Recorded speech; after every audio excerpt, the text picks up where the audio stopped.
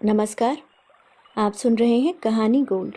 आइए दोस्तों सुनते हैं डॉक्टर पुष्पा सक्सेना जी की लिखी कहानी एक चिंगारी छोटी सी। वार्षिक पुरस्कार वितरण की संध्या। विद्यालय का प्रांगण दर्शकों से भर चुका था। समारोह में जिला अधिकारी राजकुमार जी मुख्य अतिथि के रूप में आमंत्रित थे। पुरस्कार पाने वाले छात्र छात्राएं उत्सुकता से उस क्षण की प्रतीक्षा कर रहे थे जब उनके हाथ में उनका पुरस्कार होगा। अपने एक वर्ष के कार्यालय में ही अपनी कर्मठता एवं मृदु स्वभाव के कारण राजकुमार जी बहुत लोकप्रिय हो गए थे। पुरस्कार वितरण प्रारंभ हो गया था। फैंसी ड्रेस प्रतियोगिता के पुरस्कार बांटे जा रहे थे। बूट पॉलिश बने मास्टर अमित को सर्वसम्मति से विशेष पुरस्कार के लिए चुना गया था। अमित को पुरस्कार देते राजकुमार जी ने उसकी पीठ थपथपा स्नेहपूर्वक कहा था, तुम्हें बहुत ऊपर उठना है बेटे। पुरस्कार वितरण के बाद राजकुमार जी को अचानक आवश्यक कार्य याद आ गया था।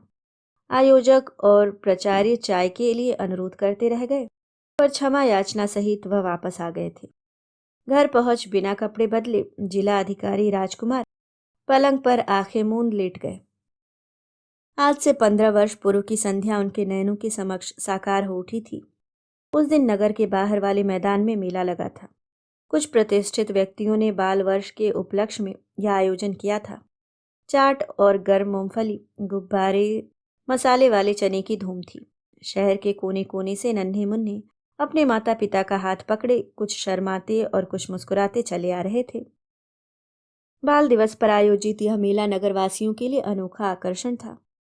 बच्चों के लिए नगर सेठ द्वारा एक फैंसी ड्रेस प्रतियोगिता का आयोजन किया गया था। मैदान के मध्य में बने मंच पर अन्य सांस्कृतिक कार्यक्रमों के साथ फैंसी ड्रेस प्रतियोगिता में भाग लेने की बच्चों को पूरी स्वतंत्रता दी गई थी। कार्यक्रम शुरू होने की घोषणा कर दी गई थी। माइक पर सूचना दी जा रही थी, जो बच्चे फैंसी ड्रेस प्रतियोगिता में भाग लेना चाहते हैं वे मंच पर पहुंच जाएं। सूचना सुनते ही भीड़ मैदान के मध्य भाग की ओर उमड़ पड़ी। नन्हे मुन्ने बच्चों को विविध वेशभूषा में देखने का सभी को मोह था। विभिन्न परिधानों में सजे बच्चे फैंसी ड्रेस प्रतियोगिता में भाग लेने को दौड़ पड़े। कुछ बच्चे मंच पर जाने के पूर्व लज्जा और भय से मां के आंचल में मुंह छिपाकर रो भी पड़े थे। बच्चों को गोद में उठा उठा अभिभावक मंच पर पहुंचाने लगे। सजे हुए बच्चे मंच पर पंक्ति में बैठाए जा रहे थे। साथ ही निर्देश दिए जा रहे थे, देखो ये तुम्हारा नंबर 3 है। जब 3 नंबर पुकारे तुम वहां जाकर अपनी बात कहना, समझे? और हाँ देखो, तुम नंबर 4 पर जाओगे। मंच के नीचे बूट पॉलिश वाले लड़के के रूप में सजा एक लड़का तो छूटा ही जा रहा था। आओ बेटे, वहां ऊपर मंच पर जाओ। 2-4 सदस्य हाथों ने सहारा दे राजू को मंच पर पहुंचा दिया था। आयोजक ने उसे अन्य बच्चों के साथ बिठा उसका भी नंबर दे दिया। प्रतियोगिता आरंभ हो गई। पहले नंबर पर फौजी वर्दी पहने मास्टर राकेश थे। मंच के मध्य पहुंचते ही फौजी अदा में सबको सैल्यूट दे सबको मुग्ध कर दिया। तालियों के जवाब में हल्के से मुस्कुराकर वह अपनी जगह वापस आ बैठा। शहर के नामी उद्योगपति की लाडली बिटिया रश्मि अपनी टोकरी में असम की चाय लाई थी। छोटी सी रश्मि चाय की पत्ती तोड़ने वाली असमी लड़की के रूप में बहुत प्यारी लग रही थी, पर मंच पर खड़े होते ही डर कर वह रो पड़ी। आयोजकों ने टॉफी देकर चुप कराना चाहा, पर उसका रोना न रुका। तीसरे नंबर पर मास्टर जी बने अनूप कुमार आंख पर ऐनक, कंधे पर दुशाला ओढ़े जैसे ही मंच पर आए, जोरदार आवाज में भाषण शुरू किया था। बच्चों शांत रहो। आज बाल दिवस पर तुम्हें एक देश प्रेम का गीत सिखाता हूँ। हम बच्चे भारत माता के। करतल ध्वनि के साथ मास्टर जी को उनके स्थान पर बैठा दिया गया था। अब बारी थी उस भोले भाले प्यारे से बूट पॉलिश वाले बच्चे की। उसका नंबर पुकारे जाने पर जब कुछ न समझ पाने की मुद्रा में वह अपने स्थान पर बैठा रह गया, तो आयोजक महोदय ने स्वयं उसे मंच के मध्य में पहुंचाया था। हाथ में बूट पॉलिश का सामान और आंखों में आश्चर्य लिए राजू जैसे ही मंच पर खड़ा हुआ तालियां बज उठी थी। वाह क्या मेकअप है, लगता है कोयले से मुंह पर आंसू की लकीरें तक बनाई गई हैं। कमीज फाड़कर बूट पॉलिश जगह जगह लगाकर स्वाभाविकता लाई गई है। लोग उसके स्वाभाविक रूप एवं अभिनय पर वाह वाह कर उठे थे। हंसते हुए एक सम्मानित अतिथि ने पूछा था, बेटा जूतों पर पॉलिश भी करना जानते हो या बस सामान उठा लाए हो? अकड़कर नन्हे राजू ने जवाब दिया था, करवा के देखिए, पूरे 50 पैसे लगेंगे, आपका जूता एकदम शीशे के जैसा चमकेगा। राजू के निर्भीक उत्तर पर जोर से तालियां बजाई गई थी।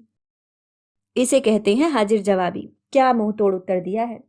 भाई बड़ा जहीन बच्चा मालूम होता है। कहीं भय या संकोच का तो नामो निशान नहीं था। अंत में सर्कस के जोकर की बारी थी। मंच पर जो कलाबाजियां दिखाई कि डर लगा अंतिम कलाबाजी के साथ कहीं वह मंच के नीचे ही न चला जाए। प्रतियोगिता के बाद पुरस्कार वितरण का कार्यक्रम था। सभी उत्सुकता से परिणाम की प्रतीक्षा कर रहे थे। सर्वसम्मति से बूट पॉलिश करने वाले का रूप धरे मास्टर राजू को प्रथम पुरस्कार के लिए चुना गया था। राकेश को द्वितीय तथा मास्टर बने अनूप कुमार को तृतीय पुरस्कार के लिए भी चुना गया था। प्रतियोगिता में भाग लेने वाले शेष सभी बच्चों को सांत्वना पुरस्कार देने की घोषणा की गई। पुरस्कार वितरण का कार्यक्रम प्रारंभ किया जा चुका था। प्रथम पुरस्कार के लिए मास्टर राजू का नाम पुकारा जा चुका था, पर वह अपने स्थान पर बैठा मेले का तमाशा देख रहा था। एक कार्यकर्ता उसके पास आ पुचकारते हुए बोला था, आओ बेटा देखो, जब सेठ जी तुम्हें पुरस्कार दें तो तुम उन्हें प्रणाम करना, समझे। नगर के प्रसिद्ध उद्योगपति एवं समाज सुधारक सेठ रामलाल ने पुरस्कार थमाते राजू से पूछा था, ये बूट पॉलिश का सामान कहाँ से लिया बेटे। वो तो मम्मी ने पैसे खर्च किए हैं। कहाँ है आपकी माँ। सेठ जी अतिशय उदार हो उठे थे। माँ क्या कभी फालतू रहती है, अपने काम पर गई है। राजू का स्वर गंभीर था। सेठ जी को लगा यह होनहार बच्चा जरूर किसी समाज सेविका का लाल है। आयोजक महोदय भी प्रभावित हो उठे थे। अचानक उसकी माँ में उनकी भी रुचि जागृत हो उठी थी। अच्छा, तो ये बूट पॉलिश वाले लड़के का मेकअप तुम्हारी माँ ने किया था। उन्होंने ही यहाँ सजा कर भेजा था ना तुम्हें। एक अन्य व्यक्ति ने भी उत्सुकता दिखाई। यह बूट पॉलिश वाला बनने का विचार किसका था बेटा। नन्हे राजू के मुख पर मानो बदली छा गई। क्या करता, जब छोटा सा था तभी कोयले की खदान में दबकर बापू भगवान जी के पास चले गए, तो माँ उसी जगह मजदूरी करती हैं। माँ चाहती है मैं खूब पढूं, इसलिए दिन में पढ़ता हूँ, शाम को और छुट्टी वाले दिन बूट पॉलिश का काम करता हूँ। पढ़ाई के लिए खूब सारे पैसे चाहिए ना। क्या। आयोजक महोदय दहाड़ उठे थे।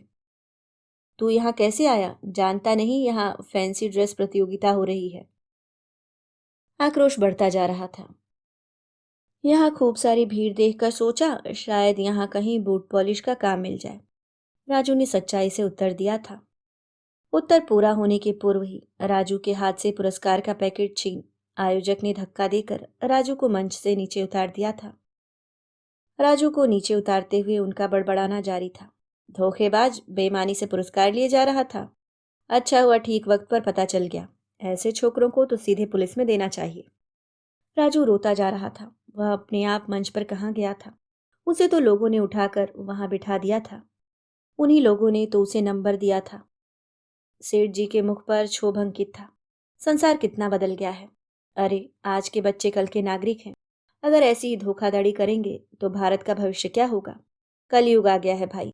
एक सांस छोड़ वह दुखी मुद्रा में खड़े रह गए थे। अपमानित राजू मां से लिपटकर सिसक सिसक कर रो पड़ा था। क्या गलती थी उसकी, क्यों सबने उसे धिक्कारा था। सिर पर हाथ फेरती मां ने दृढ़ शब्दों में कहा था, आज का तेरा यह अपमान ही तुझे ऊपर उठाएगा। मेरे बच्चे, इस अपमान को हमेशा याद रखना होगा। राजू, रोने से तेरा अपमान नहीं धुलेगा बेटे। तुझे कुछ बनकर दिखाना होगा मेरे लाल। तू मेरा राजकुमार है ना बेटा। माँ अपने राजकुमार को प्यार से राजू ही तो पुकारती थी। उस दिन के बाद से हर परीक्षा में प्रथम स्थान प्राप्त कर ट्यूशन लेकर अपनी पढ़ाई करने वाले राजकुमार की अलग पहचान बनती गई थी। परीक्षा परिणामों के आधार पर पुरस्कार, स्वर्ण और रजत पुरस्कार प्राप्त करते समय भी न जाने क्यों राजकुमार के अंतर में कैद एक नन्हा अपमानित राजू हमेशा छटपटाता रहा, सहमा रहा। कितना चाह कर भी उस यातनापूर्ण कैद से वह उस नन्हे राजू को मुक्ति नहीं दिला सके हैं। आज विद्यालय के बालक को बूट पॉलिश वाले लड़के के रूप में देखकर उनके अंतर का वह कैद राजू आज मानो फिर जी उठा था। काश आज माँ अपने राजू को इस पद पर आसीन देख पाती, पर माँ उन्हें जीवन का मंत्र देकर कब की अकेला छोड़ जा चुकी है।